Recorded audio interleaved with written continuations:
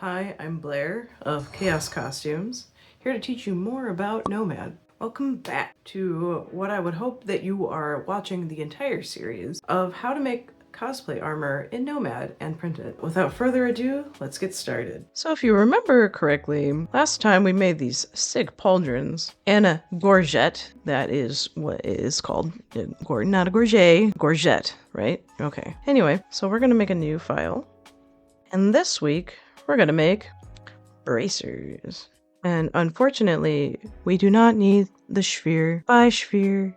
And we're gonna add a cylinder. So with this cylinder, we're gonna go in with the gizmo, toggle off uniform scale, and make this 157 millimeters tall. And then using this little navigation square in the corner, I'm going to zoom out real fast and toggle the radius editing of the cylinder, and we're going to make this bottom radius 23 millimeters and this top radius 26 millimeters. And this will be the proxy for my arm. It's not perfect, but it'll do. Then we'll go in with the gizmo and make it a little bit more oblong.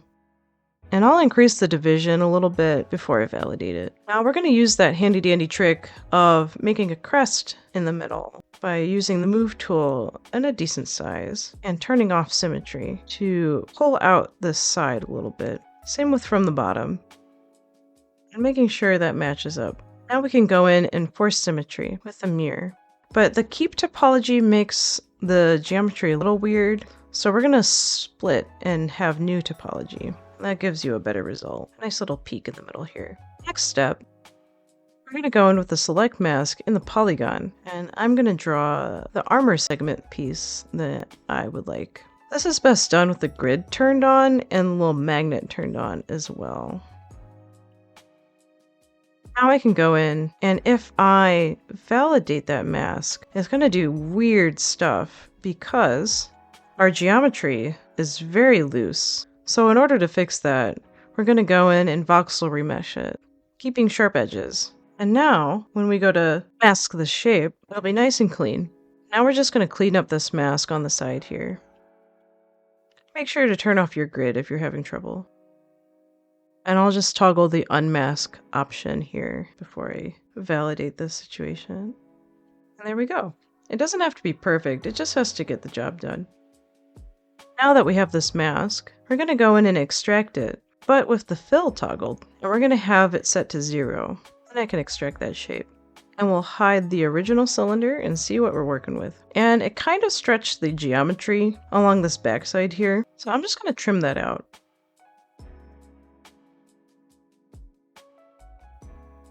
Now it's looking a little cleaner. Now we'll go in with the tube tool, with snapping enabled, and we're going to create a border around this edge here. And you'll want to turn off B-spline for more control. I want this border to be rectangular, so I'll toggle the square and then smoosh down the top side. I'm going to toggle the twist twice. Try saying that 10 times fast. Twist, twice, twist, twist, twist. I can't. And we'll twist it so it lines up nicer. And if you are having trouble with the snapping, just add more nodes, and it'll fix issues with it lining up.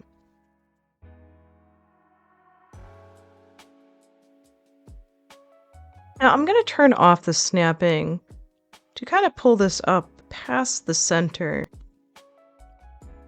so that when we go to mirror it, it'll make a nice little peak in the middle. Now that I'm happy with how it lines up, I'm going to change the width a little bit with the radius, just so it's a little wider.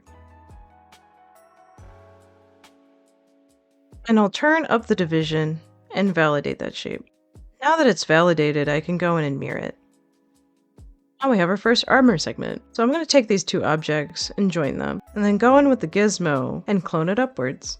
But if you notice, this first segment was a little too short, and I'm going to teach you something that's interesting about the mask tool. My friend Darren of Raven Crown Studios actually taught me this. Feel free to check him out. So when you go to the mask tool, and I'll solo this so we can see what's going on, we're going to click on tap. And what it is doing is masking wherever you tap based on the face. So if I tap on this face and then invert the mask, when I go in with the gizmo and stretch it down, it makes it longer in a nice and clean way. So I'll turn off the solo so I can see how far I need to go. We want all the shapes to be touching with no voids. Now that I'm happy with that, I'll clear the mask and then clone that one more time up here. Pretty satisfied with that. So I'll take all these shapes and join them. And I'll show my arm proxy again. And it looks like this needs to be a lot longer. So my arm proxy still has a mask on it. So I'm going to turn that off. And select my armor bits and bobs and make it a little bigger. And stretch it so it's a little longer for my arm proxy. So now that this is more arm height and width, I'm going to go in and I'm going to voxel remesh this all together, keeping sharp edges. And to see what I'm doing, I'm actually going to change the color underneath here so I can make sure nothing's popping out. And it is a little bit on this top bit. Now that we have this all together, I can go in with the move tool and move it all as a whole and make it work with the arm proxy a bit. And I am noticing that when I voxel remesh it together, the bottom edges are messing with the top edge. So keep that from happening. I'm actually going to separate these pieces back out and use the X-ray feature to kind of tuck in these parts that aren't showing.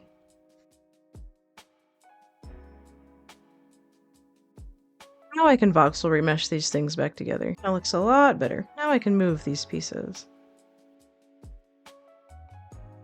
I'm realizing, also though, I forgot a design element that I wanted to put in here.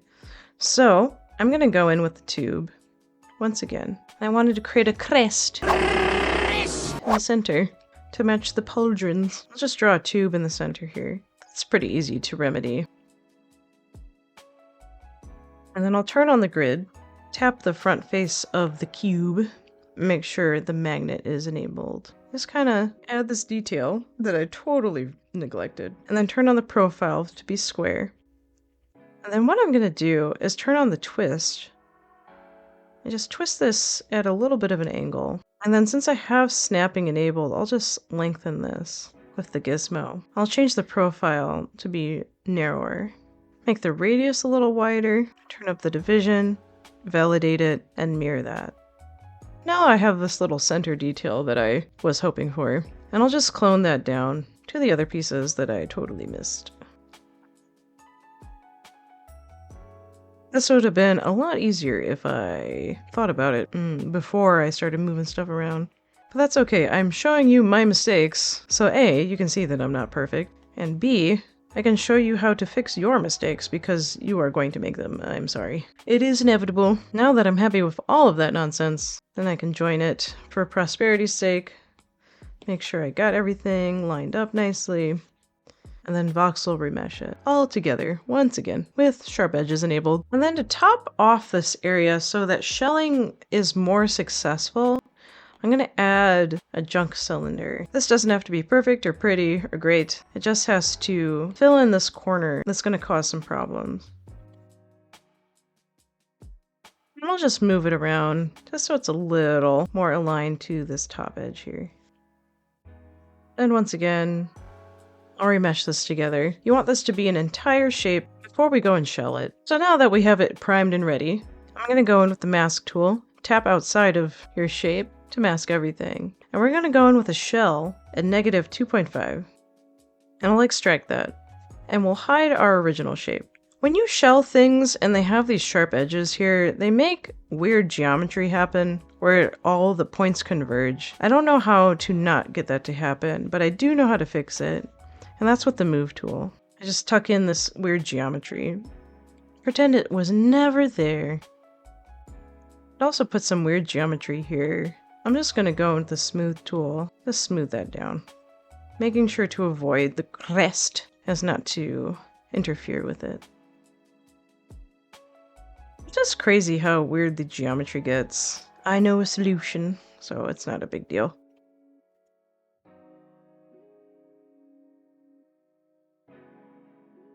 Now Now that we have this shelled and ready to go, we need to cut off the edges of said shell. So I'm going to go with the trim tool, and we'll start with the bottom. Let's just trim out the bottom. Double check we got all the way through, and we did. And then we're going to trim around the top, and I'm just going to do that with the polygon tool.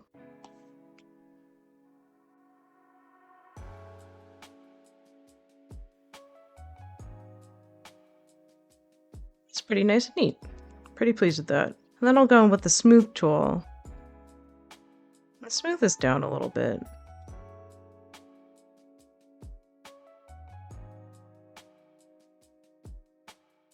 Now to get the inside looking a little nicer, without messing with the front, we want to make sure to have front facing vertex only toggled, and then I can go in and smooth the inside here.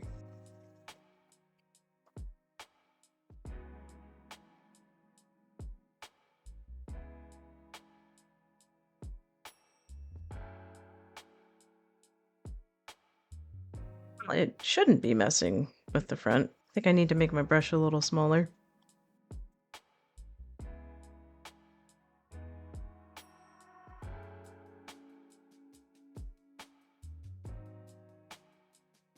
Get this top edge a little smoother.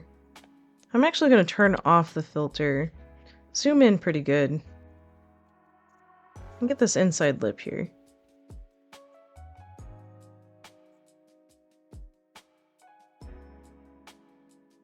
The main goal for what we're doing here is just comfort, and for it to print nice. I'm noticing the geometry is not being edited symmetrically, so I'm just going to force symmetry. Let's just save myself some time.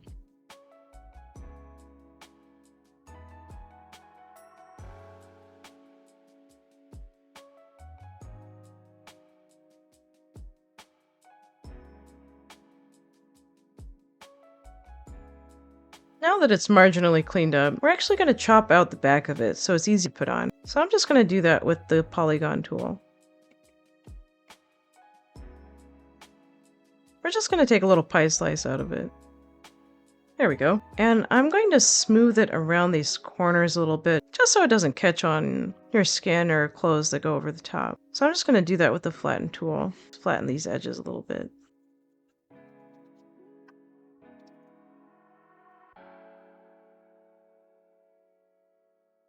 And to fix all that sparkly geometry, I'm going to remesh this one more time. And then I'll decimate it. And finish smoothing out the back here, making sure front-facing vertex only is toggled.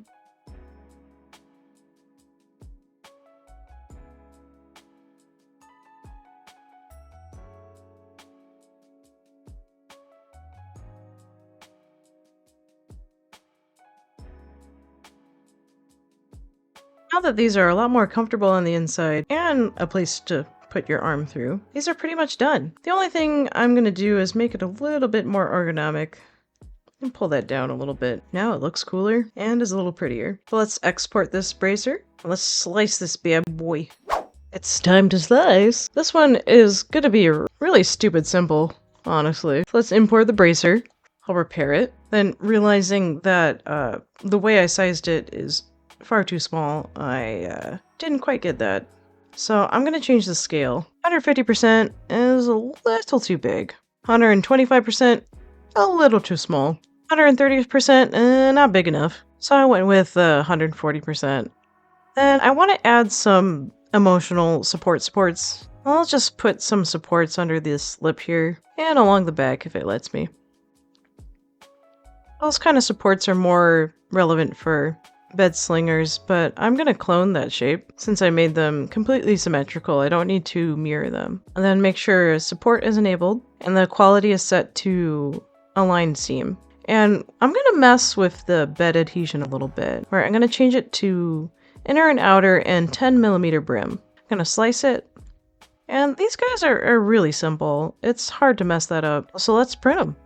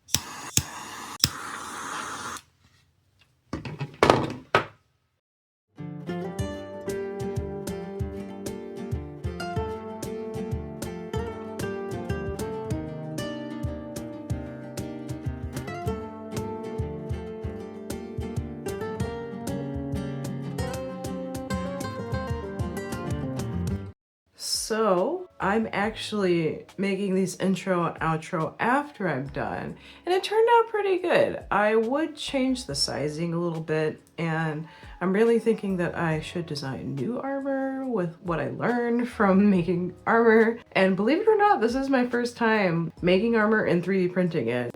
I mean, I've done it before for cosplays with other materials, but this is a whole nother animal. But I'm happy to share my knowledge with you guys and learn in the process, believe it or not. But if you like what I do, please hit the like button. Please comment below, if you are interested in learning Nomad, or you just like vibing with me, or any suggestions that you might have. And if you haven't already, please subscribe.